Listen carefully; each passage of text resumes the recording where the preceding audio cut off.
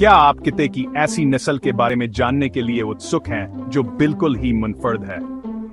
Break time. आपको American hairless terrier से मिलने की जरूरत है। ये छोटे से प्यारे किते अपनी तवानाई और खेल कूद से भरपूर तबीयत के लिए मशहूर हैं। ये खानदानों के लिए बेहतरीन हैं और उन्हें एलर्जी वाले अफराद के लिए भी कोई मसला नहीं है क्योंकि उनके बाल नहीं होते। बाल ना होने के बावजूद धूप वाले दिनों में उन्हें सनस्क्रीन की जरूरत होती है।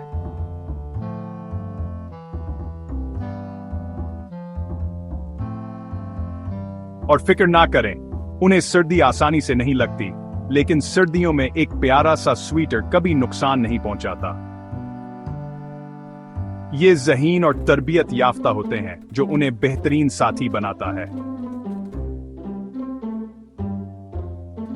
बस याद रखें, उनकी जल्द को थोड़ी ज्यादा देखभाल की जरूरत होती है।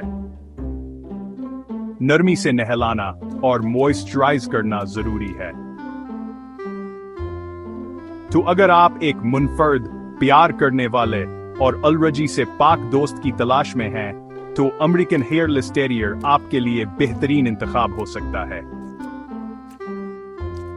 अगर आपने इस शानदार नस्ल के बारे में कुछ नया सीखा है तो लाइक बटन दबाएं